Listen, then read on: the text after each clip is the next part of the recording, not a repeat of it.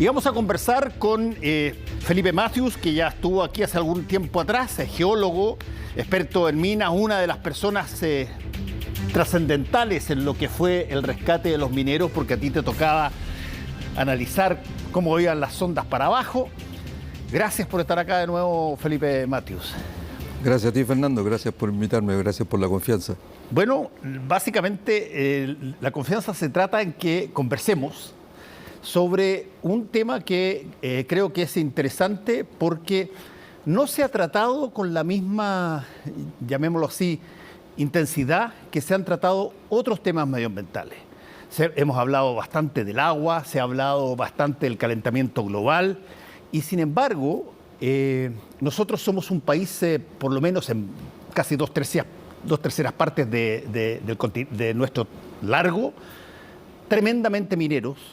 Y hay una asociación, si tú quieres, entre la minería y los problemas medioambientales. ¿Qué tanto de eso es algo que puede, o hay algo en ciernes que pueda hacer cambiar las cosas, o por lo menos la impresión? Qué bueno lo que tú acotaste en un principio y qué bueno sería que así lo entendiésemos todos en Chile, que somos un país minero. Sí. O sea, partamos de esa base, somos un país minero. O sea, somos de muchas cosas, pero si es que es algo, somos más que de otras cosas, somos mineros. Claro, claramente. Y de eso vivimos y comemos y hacemos todo. O sea, yo supongo que al actual presidente todo el mundo le va a pedir miles de cosas, miles de gestiones y de construir y de fabricar y políticas, esto y el otro, y las lucas vienen de una sola parte. En general, en su gran mayoría, vienen de la minería. Entonces, qué bueno que definamos que este es un país minero. La minería, en general, es bastante invasiva, por ponerlo en un término. Y evidentemente que al pasar de los años hemos aprendido también de que no hemos hecho bien las cosas. En mi concepto, hay muchas cosas que no las hemos hecho bien. Y efectivamente hemos contaminado en algún momento el mar, en algún momento hemos contaminado ríos, hay una contaminación de polvo que es evidente en muchas partes. Y esas cosas se pueden mejorar. Evidentemente que se pueden mejorar. Hoy día hay fundiciones en el mundo que están en medio de grandes ciudades y no provocan lo que las fundiciones nuestras provocan. Entonces es un tema de tecnología. Pero cuando empezamos a hablar de minería y entendemos la importancia de la minería, si es que la entendemos, yo el otro día me puse a revisar la página del Ministerio de Minería, por ejemplo, y me sorprendió. El Ministerio de Minería, dicho sea de paso, se conforma el 21 de marzo del año 53. O sea, el próximo año deberían celebrarse 70 años, 69 años, y han traspasado por el Ministerio de Minería, han sido ministros de Minería de Chile, 48 personas. ¿48 personas en cuántos años? En 69 años. Eso quiere decir, más o menos, yo pesqué la calculadora, 1,4 años por cada ministro. Eso es lo que dura en promedio un ministro de minería. Chile. Entonces, a mí me cuesta entender, además, hay otro dato duro. Ha habido un solo ministro en toda la historia del Ministerio de Minería que es del área minera. ¿Quién es? Un solo ministro. ¿Y ese quién es? Esa persona, ese único ministro que fue en el gobierno de don Eduardo Frei Montalva, esa persona fue ingeniero de mina. Después se fue a Estados Unidos, estudió geología. De vuelta allá, con los conocimientos que tenía, ingeniería de mina, más geología, esa misma persona forma parte de Corfo y dirige un grupo que, entre otras cosas, va y perfora el primer pozo petrolero en Chile. Eduardo Simián. Eduardo Simián. Que, entre otras cosas, arquero de fútbol. Eso te lo iba a decir, el pulpo. El pulpo. Perdón si lo ofendo o a su familia, pero esa persona ha sido la única persona que es del área de la minería que ha estado como ministro de minería. Y logró grandes cosas. el tema, los primeros pasos en términos de la nacionalización del cobre, todas esas cosas, en todas esas cosas él estuvo involucrado, porque era un tipo que sabía de esta historia. En los últimos 8 ministros de minería que han habido en Chile, solamente 3 han estado 4 años en el cargo. Dulanto, otra persona que no me acuerdo en este rato, y la ministra Aurora Williams. Son las únicas 3 personas que han estado 4 años. Tal vez en el último tiempo, el ministro más famoso, si se quiere, en minería, producto del rescate que tú mencionabas y todo lo demás, el Loren alcanzó a estar 1 año. Lawrence Goldborn. Claro, entonces difícilmente una persona que no es del área, dicho sea de paso, el Loren tampoco es del área. No, él era del retail. Pero hay estudiado ingeniería civil eléctrica, si mal no recuerdo. Claro, y efectivamente venía del retail. ¿Cuánto le puede costar entrar más o menos, subirse arriba del caballo, empezar a galopar? Es difícil, obviamente difícil. Además que el mundo de la minería está llena de códigos, está llena de situaciones. Tienen algunos de los sindicatos más importantes y cuando han pasado cosas probablemente han sido de los más trascendentales también. O sea, no estamos lidiando con cuerpos quietos, digamos. Entonces, por otro lado, hoy día yo sigo revisando la página del Ministerio de Minería, que cualquiera la puede ver. Son 13 Ceremis de minería. 13 Ceremis. ¿En cuánto tiempo? No, los 13 Ceremis que son de las 13 regiones. Los 13 los secretarios regionales ministeriales de minería. Sí. De esos 13 Ceremis, solamente 3 son del área. El Ceremi de Minería de la región metropolitana, que es ingeniero civil de mina, el Ceremi de Valparaíso, de la 5ª región, que es del área de la metalurgia, y una colega nuestra geóloga, que es Ceremi de Minería en la 6ª región. 2 sociólogos, un asistente social, un agrónomo. Yo no tengo nada, y me parece que no tengo nada en contra de nadie, pero me parece que un poquito pastelero tus pasteles.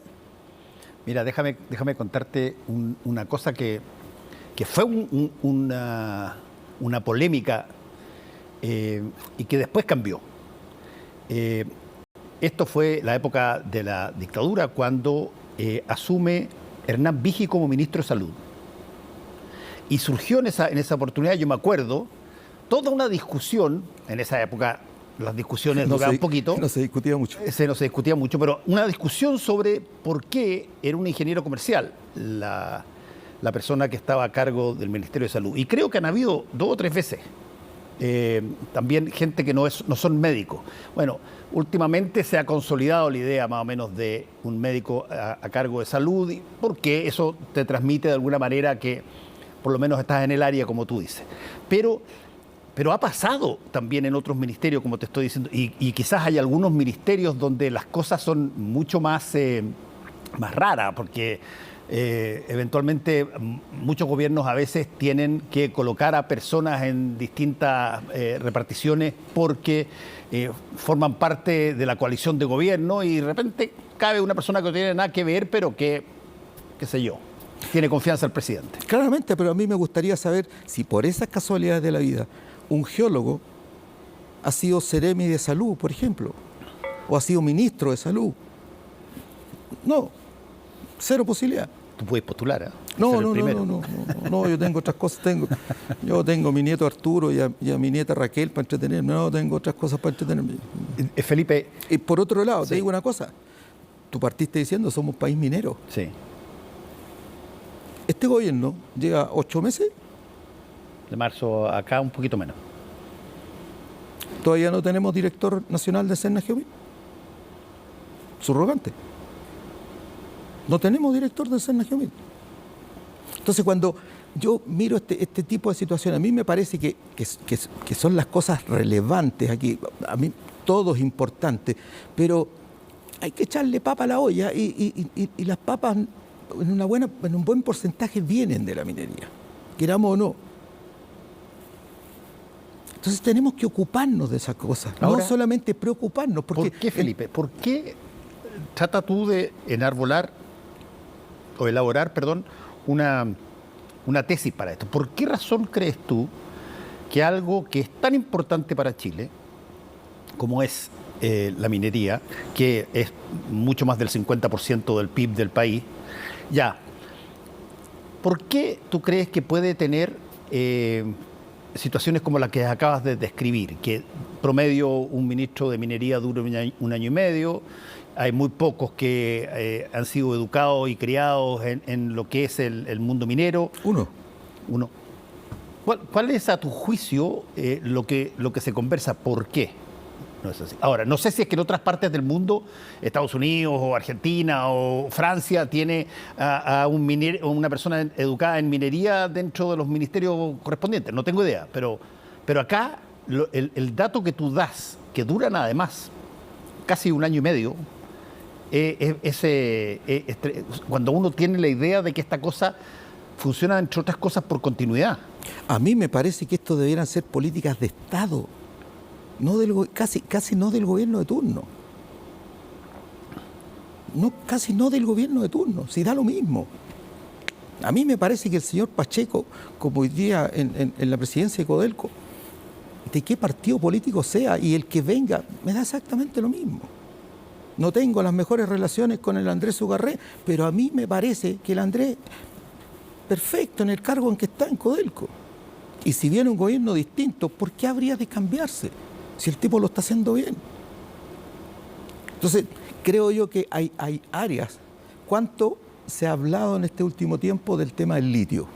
Harto, ¿no es cierto? sí. Incluso se hablaba de que, oye, las cosas tienen que cambiar porque el litio no puede ser de tercero, no puede concesionar. No. Se habló por 50ª vez de la idea de una empresa nacional del litio, particularmente si es que había cambio constitucional, porque acuérdate que la Constitución del 80 no permitía. ¿Qué cosa? Por la situación del Estado subsidiario, había siempre temor de crear una empresa nacional del litio porque privados habían que querían explotar el litio y no podían tener un competidor como era el Estado. Eso en el Estado subsidiario de la antigua Constitución, o de la Constitución vigente hasta ahora, digamos. Pero acuérdate de una cosa, el litio, desde el año 79, que tú no lo puedes concesionar. No es como el caso que tú pides una propiedad minera donde hay cobre y tú puedes explotar así tranquilamente, o fierro, o oro, o plata. El litio del año 79 que no se puede. Y si es que no se puede concesionar, entregas cuotas de explotación, que es distinto, pero no es tuyo. Eso te iba a preguntar. Entonces, ¿por qué se explota de una manera distinta, digamos? Se entregan cuotas de explotación porque se consideró en su momento, más o menos errado en realidad, pero felizmente se protegió el litio dentro de uranio, torio y otras cosas más. Felizmente se protegió el litio, creyendo que servía para otra cosa. Nunca se pensó en las baterías ni lo que está pasando hoy día. Pero felizmente se protegió. Y eso se entregan cuotas de explotación. El Estado asigna cuotas de explotación. En el último tiempo, ¿te acuerdas que se iban a dar unas cuantas toneladas y que después en definitiva se echó para atrás esa historia? Pero te digo una cosa, en el año 2026 Argentina nos va a pegar, ya hoy día nos está pegando en el suelo con el tema del litio. Que nos creíamos reyes de la historia, que teníamos las mayores reservas, esto, lo otro, aquello. Pero estas cosas hay que ponerlas en superficie, hay que sacarlas. ¿Quién las saca? ¿Quién las opera? ¿Y eso es un problema de voluntad de inversión o es un problema de el Estado tiene que hacer de alguna manera, tiene que construir las vías para que se llegue con la inversión? Mecanismos de inversión, lo que sea. Pero en la práctica, y por otro lado, canchas relativamente claras, situaciones, líneas más o menos definidas. Hoy día hay un nivel de incertidumbre que no es menor, que obedece a muchas cosas.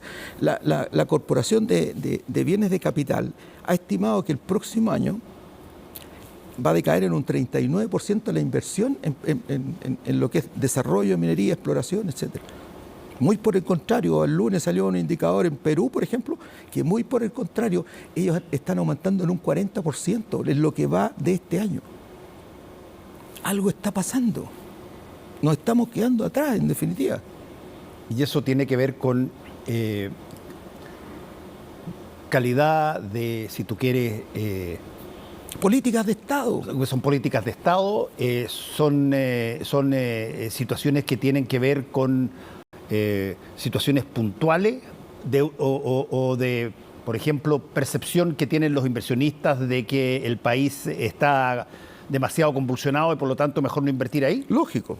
Hay un índice Fraser Institute en Canadá. Nosotros, ese índice es de atractibilidad, un término, pero las áreas atractivas del mundo como para ir a invertir en minería. Hace 10 años atrás nosotros éramos número 1, después saltamos al 5. En 2019 estamos en el lugar 17 y el año pasado en el lugar 31. Ya no somos atractivos. En ese mismo índice que toma o los países en forma completa, o en el caso de Argentina, por ejemplo, como ellos tienen una estructura distinta, hoy día estamos bajo Salta, bajo San Juan. Hoy día estamos en índice de atractividad, según este estudio, que es una empresa seria de Canadá, estamos bajo Colombia, bajo Ecuador. En esa posición está muy bien. Entonces, ¿qué tan atractivo puede ser para alguien que tenga sus lucas venir a invertir acá? Entonces, entre otras cosas, yo tengo claro que hay una serie de factores que influyen, miles de factores que son problemas multisistémicos, evidentemente. Pero alguien tiene que ponerle el cascabel al gato. ¿Qué significa qué en práctica? Definamos políticas de Estado en temas de minería. Yo tengo claro que cuando partiste tú diciendo el tema de contaminación y todo, sí, efectivamente se han cometido grandes errores. Y esas ¿Todavía? cosas tienen que... Sí, evidente. Hace cuánto, 2 o 3 semanas atrás, este mal llamado socavón en Tierra Amarilla, que obviamente hace ruido, trae ruido. ¿Qué, un socavón es un hoyo? En realidad un socavón, desde el punto de vista, según a mí me aprendí cuando estudié técnico en minas en Copiapó, es una labor subhorizontal, una labor subterránea subhorizontal. Subhorizontal incluso se trata siempre de hacer con una pendiente. O sea, va subiendo a medida que te vas metiendo a la labor con la idea de que en otra época tú metías carro, era todo manual prácticamente. Cuando venía saliendo, venía cargado, entonces que el carro corriera, que era más fácil. Un socavón es eso. En esta ocasión, ¿qué es lo que se produjo? Es un cráter, un rajo. Y eso se produce, ¿por qué? Porque hubo una sobreexplotación. Definitivamente así ocurrió. En mi concepto hay una sobreexplotación. Los caserones se sobreexplotaron, no hubo un control de techos, y a eso adiciónale que estás en una zona, estamos hablando de la zona del río Copiapó, o sea, es un valle aluvial, relleno aluvial, lluvia, sobrecarga, peso, y se fue un hoyo de 30 metros de diámetro y como 60 o algo metros de profundidad. Obviamente toda la gente salta. Pero también salta una señora que pasa y el otro día veía un reportaje por ahí, pasa su mano por arriba del techo un señor y sale con toda la mano con polvo. Y no me cabe ninguna duda que hay contaminación por polvo. Y también tenemos paipote Ahora, al lado. ¿eso es inevitable en el mundo de la minería? Es evitable, absolutamente, es evitable. Sí, yo vi por ahí un par de imágenes donde un señor dice, mire ese camión, ve ese camión, va pasando y no va encarpado, así el viejito. Las tronaduras en exceso, mal controladas. Hay lugares donde, por ejemplo, yo en algún momento estuve trabajando ahí en Tec Andacollo, por ejemplo. Hay horarios de tronadura. Eso, Andacollo está al lado del pueblo, inmediatamente al lado del pueblo. Y efectivamente hay horarios de tronadura. Y por último, alternativas existen, van a existir. Si tú quieres hacer algo que quieres, puedes. Ahora, yo supongo que esas cosas las tienen que hacer quienes son los dueños o concesionarios de eso, sea el Estado o sean privados, ¿no? Y aquí partimos por... La pregunta lógica es efectivamente quién hace esto. evidentemente que hay que partir de una buena fe, de la buena fe de la gente que hace el trabajo. Yo voy a asumir que nadie quiere perjudicar al otro, ni botar más polvo, ni que se produzca este forado. Voy a partir de esa idea. Y las empresas tienen, obviamente, gente capacitada. Hay en Chile profesionales de muy buena calidad. Eso es una parte de la historia. Evidentemente que los apetitos crecen, los ritmos de producción, batir récord de producción, hoy día con precios como estamos, ojalá produzcamos cada día más, y como en todo orden de cosas, tiene que haber un control. ¿Y ese control por dónde viene? Tiene que venir del Estado. Pero cuando yo el otro día miraba y escuchaba a la persona de medio ambiente de la zona de Copiapó, él decía, nosotros somos cuatro funcionarios. Y escuchaba a la persona del Cerna Giovini y decía, a nosotros con la capacidad que tenemos, a mí me da para venir una vez al año a esta mina. Entonces, así no se puede. De esa manera no se puede. Se pierde el control. Es curioso lo que estás diciendo porque yo podría hasta entender una cosa así si es que estuviéramos hablando de algo que, qué sé yo, es un residuo de algo y que tú lo tenés que recoger porque de alguna manera si no lo recogí lo va a recoger otro y eso tiene algo de valor, etcétera, un residuo de alguna cosa. Pero cuando no es residuo, sino que es lo que sostiene en términos mayoritarios al país, algo ahí no se ha hecho a través de la historia para que lleguemos a una situación donde, siendo extraordinariamente ricos todavía en términos de minerales, estemos a la saga de países que tienen mucho menos que nosotros. Y volvemos al mismo tema. ¿Cuál es? O sea, la gente técnica, la gente preparada, que dicho sea de paso, yo creo que hoy día hemos relajado un poco el tema de la formación de profesionales. ¿Para qué estamos con cosas? Pero eso no puede ser una cosa reciente, eso tiene que ver... No, esta cuestión es de hace mucho rato. O sea, sí, yo obviamente no voy a poner un viejo que venga saliendo de la universidad, hoy día lo voy a poner de seremi de algo. ¿No? Yo no cometería ese error, ni de ministro, ni nada. No. Hay un circo. A pesar de que nosotros somos de esa generación medio extraña que no servimos para nada. O sea, eso quedó claro hace un tiempo. Digamos. Pero hemos pagado impuestos por lo menos. Oye, finalmente, a ver, si es que uno tuviera que, ya pensando en los próximos años, con un nuevo gobierno y con lo que sea que pase dentro de los próximos años, ¿dónde podrías tú percibir, o más bien, te lo voy a plantear al revés, ¿dónde tú le podrías entregar a los chilenos una visión para que los chilenos nosotros nos convenzamos de que, ¿sabes qué? Esto va a volver a colocar a Chile en el pináculo de la cosa minera. ¿Qué necesitamos ver para que eso sea así? Creer en nosotros. Ya, pero yo no estoy hablando de cosas emocionales, estoy hablando, a ver, porque si que, te voy a poner un ejemplo burdo. Si es que hay un sitio Riazo al lado tuyo y te han dicho todas las veces que ahí se va a hacer un colegio, y se va a hacer un colegio, y de repente tú veis que empiezan a levantar paredes y empiezan a levantar cosas de acá y allá y sale un letrero que dice escuela, no sé. Tú dijiste, ¿sabes qué? Me convencieron. Está bien. ¿Qué hay que hacer para que Chile se convenza de que, a ver, si hemos sido históricamente dentro de los principales cultores de la minería, ¿cómo recuperamos eso en términos de acciones concretas? Fernando, la minería es épica, es tener la camiseta puesta, es sentir el sabor del cerro. Y desgraciadamente en el tiempo, esa cuestión en alguna medida se ha ido perdiendo. Se tomó como una cosa natural. Como algo más, y no es algo más, sencillamente no es algo más. Y tú y yo que hemos sido rugbyistas, sabemos que esta cuestión es que todas las cosas se logran en equipo. No es suficiente con que un viejo arranque con la pelota para adelante, no. Y a pesar de que hacemos el pase para el lado o para atrás, en algún momento vamos a llegar a la línea, ¿no es cierto? Y esta cuestión hay que trabajarla en equipo. Sáquense la camiseta política de esto o del otro, si esta cuestión es distinta.